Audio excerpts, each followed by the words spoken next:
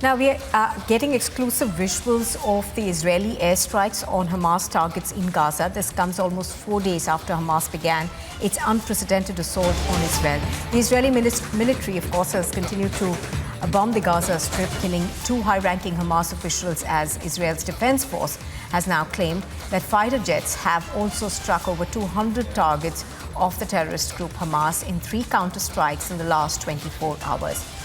Meanwhile, as the war continues to rage on, more than 1,200 Israelis have lost their lives, over 2,800 are believed to be critically wounded, and 150 are either held hostage or reported missing by Israel.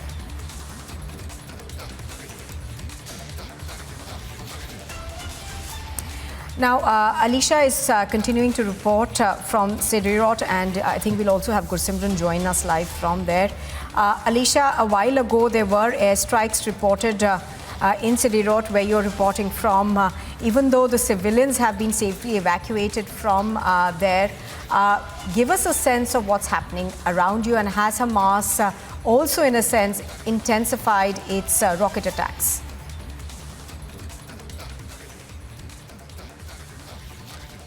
Well, Nupur, we are constantly seeing that there are missiles, there are rockets and artillery that has been fired some time back from Hamas. I'm also joined with Yesha, who can give us the details. Yesha, as we have been seeing since yesterday, we have been reporting from the Gaza border. We are just 1 kilometer away from the Gaza city, but there are rockets that has been fired, and we have been seeing the siren, as well as the artillery has also been used by the Hamas.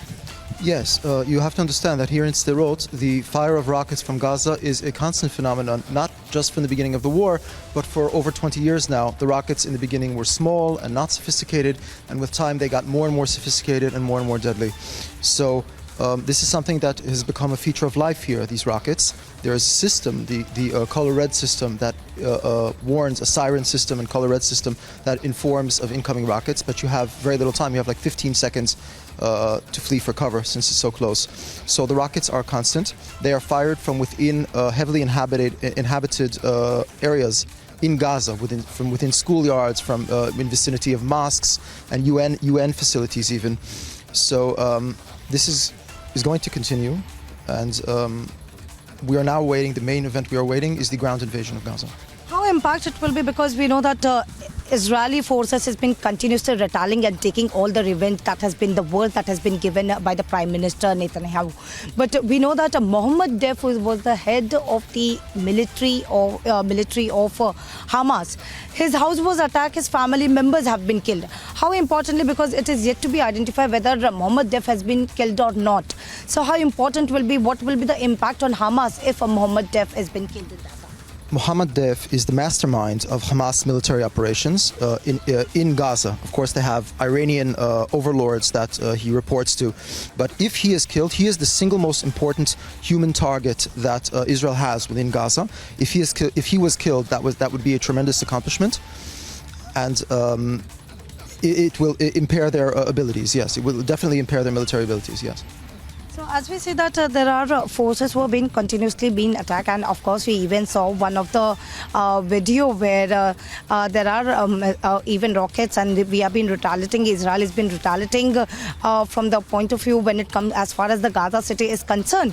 But yes, there are more and more leaders who have been staying in Gaza city.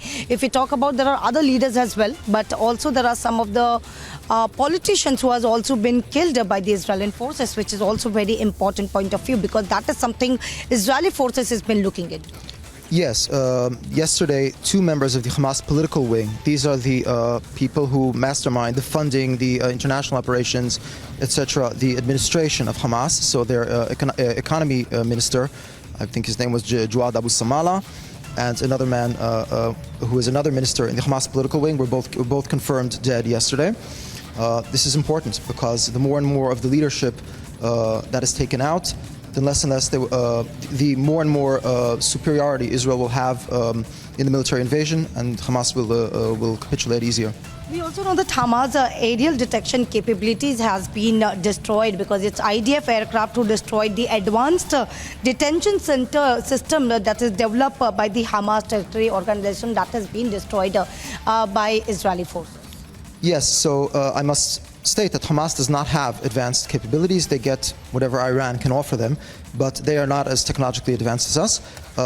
But what IDF airplanes, what the Israeli Air Force airplanes that have been pounding Hamas for the last few days, what they are doing, according to the IDF spokesman's statement, is that they are ensuring Israeli army superiority in areas of communication, intelligence,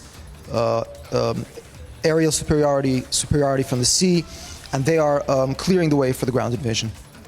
Even as far as whether it is food or the supplies and the connectivity is concerned, so Israel has made it very much clear, nothing will be left for the Gaza, for the Hamas there, and everything will be cut off.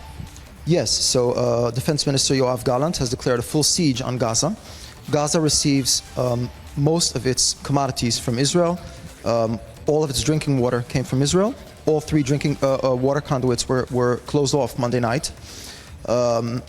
Electricity all comes from the power plant in Ashkelon. We were giving them electricity. This is hard to imagine, but that was the situation. Electricity, gas, food, anything coming into Gaza, all imports have been stopped other than bombs.